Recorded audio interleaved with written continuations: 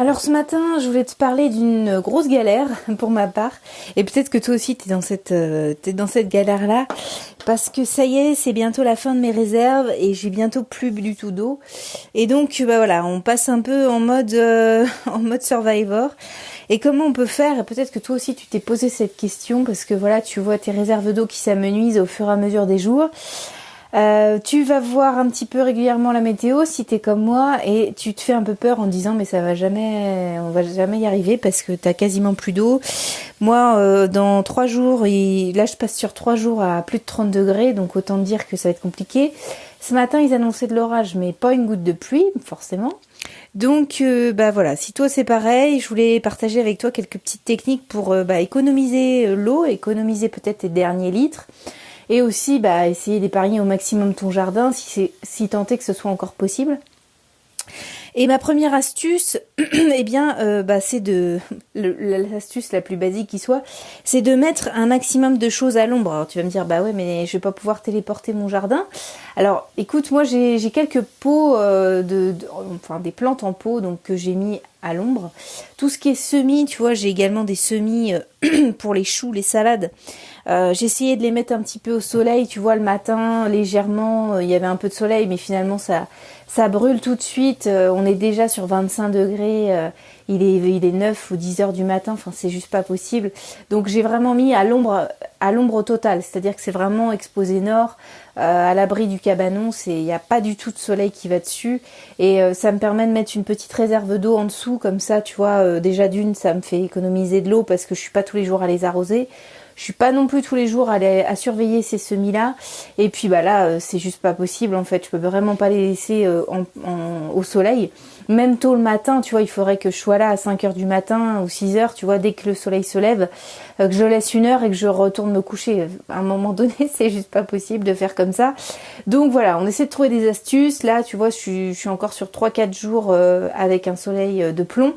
J'espère que la semaine prochaine ça sera plus calme. En tout cas, j'espère que toi aussi ça sera plus calme chez toi en termes de température, parce que là c'est vraiment pas possible. J'essaye de calfeutrer au maximum, mais on fait ce qu'on peut, mais voilà, c'est compliqué. Donc le premier truc, c'est de mettre un maximum de choses à l'ombre. Tout ce qui peut se bouger, bouge-le. Tout ce qui est pots, si tu peux les déplacer, les mettre à l'ombre au maximum. Je sais que moi j'ai des pots en terrasse que j'ai déplacés sur des roulettes parce que c'était juste pas possible non plus. Et j'ai essayé de bénéficier de l'ombre des arbres que j'ai dans mon jardin. Donc voilà, essaye de voir. Peut-être que des fois ça se joue à peu de choses. Tu vois un pot qui se déplace même des fois d'1 mètre et ça y est, tu lui enlèves 1 heure d'ensoleillement fatal. Donc ça peut être intéressant de réfléchir à ça et de voir comment tu peux sauver des choses. Les semis, moi tu vois, je n'ai même pas essayé de comprendre. Je les ai mis à l'ombre totale. Je les ressortirai, tu vois, peut-être la semaine prochaine ou fin de semaine en fonction de la température, mais là c'est juste pas possible. Ensuite, donc ça c'est la première astuce, c'est la plus basique, mais ça peut être vraiment intéressant pour toi. Ensuite, protéger au maximum. Donc moi j'ai mis avec des bâches, avec des vieux draps, tu vois, des choses qui craignent pas trop. Moi je sais que c'est pas mal venteux, donc j'accroche avec des pinces à linge, ça fait un peu bric-et-broc, mais franchement j'en vois que des bénéfices, notamment pour ma serre. Si toi aussi t'as une serre, ou si t'as mis des tunnels, des choses comme ça. Là moi j'ai mis une bâche un peu style militaire que j'avais acheté il y a longtemps.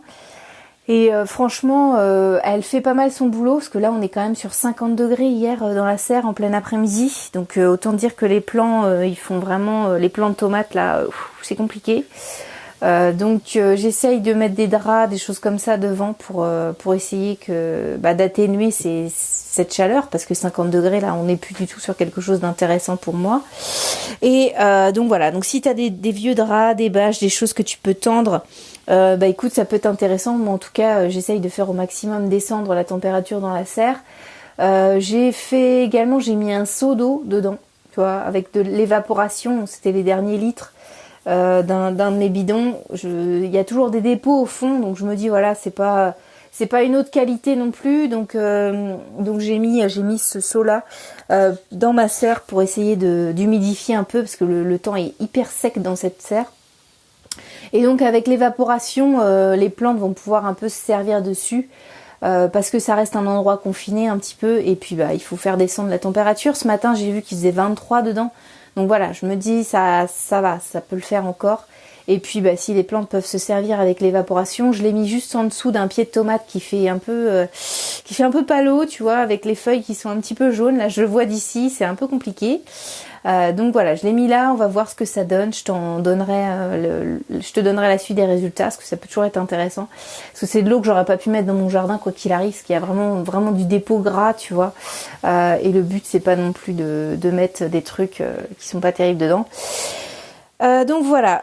Ensuite, qu'est-ce que je pouvais te dire ? Bah écoute, remettre de la paille. Moi j'ai mis énormément de paille. J'ai remis aussi des feuilles mortes, des choses comme ça.